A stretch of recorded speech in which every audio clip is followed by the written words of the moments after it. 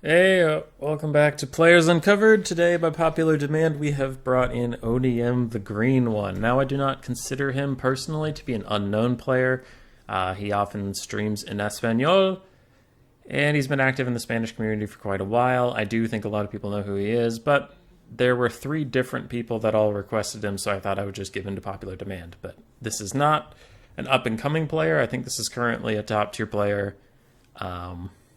That should be well known by now. But in case you don't know him, TheGreenOne says he mains Beastman, Norska, and Chaos. I mean, I'll agree he plays a lot of those factions, but in the strengths I'm going to list faction range because I've played him a lot in two different best of sevens, one of which we went 4-3, one of which we went 0-4. And I know he plays a lot of different factions. His strength is, extremely good micro.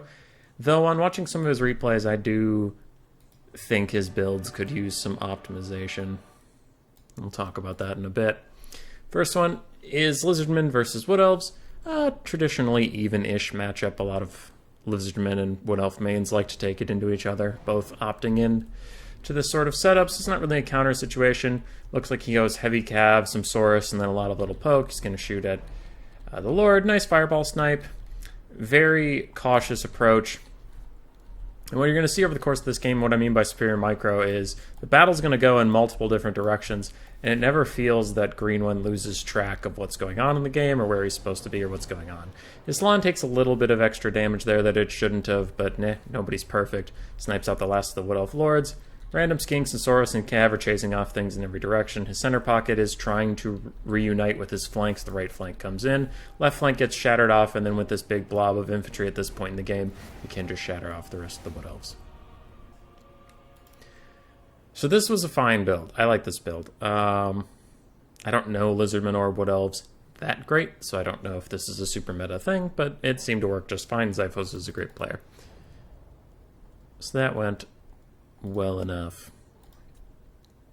For the second build, Beastmen versus Dwarves, I'm not a huge fan of some of the components here. And I'll explain, because this goes larger than just TheGreenOne. I sometimes see Beastmen players over-invest in Harpies in this matchup.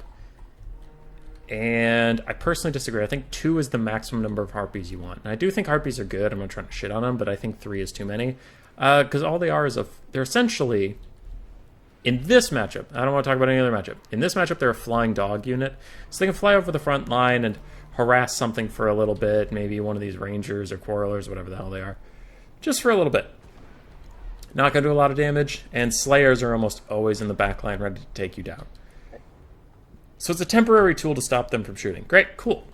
Why are you so negative on them? Well, it's 600 gold.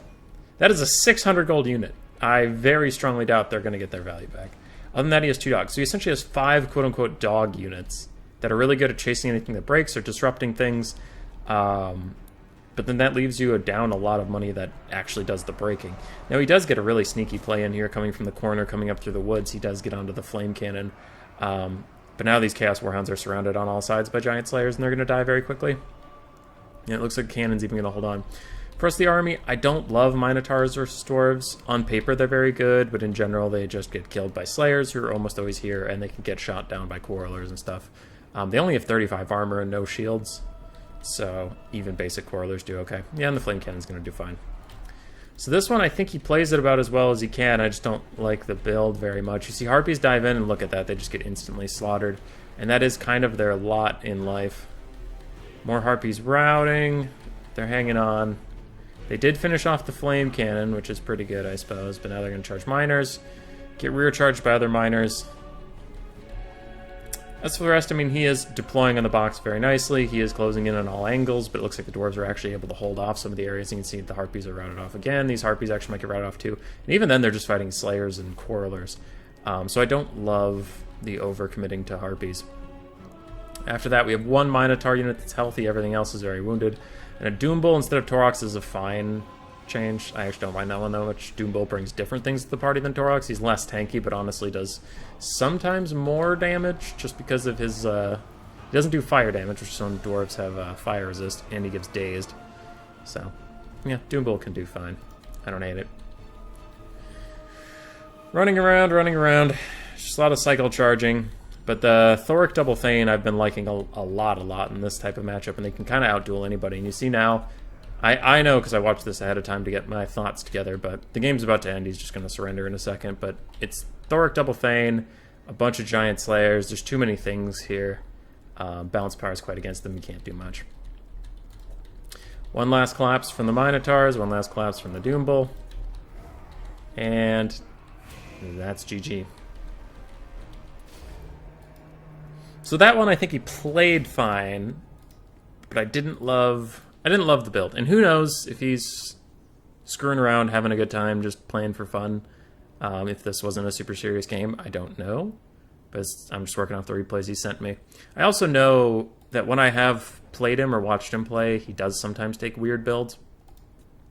In this last one, I have some thoughts on that'll really clarify that.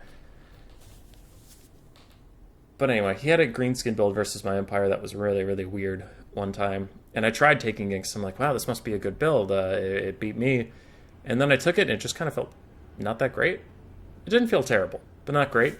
And I realized that he does this a lot. And this game is a perfect representation of it. He's just like brute force plays better than people and makes suboptimal builds work.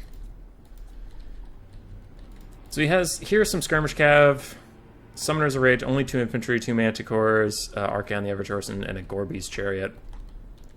I don't love this, as it feels like it's very weak to Spirit Leech, especially these Chaos Knights that are running around. This is a good build from Dark Phoenix. I like it a lot.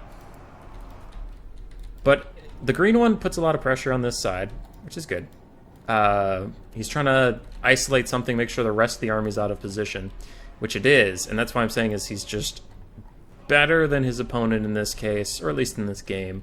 Out-microing him, out-reacting, because he's making Dark Phoenix run away, try to get some shots in while running away. Some of the infantry are slow to retreat because there's just a lot going on. We have all these units that need to come up here.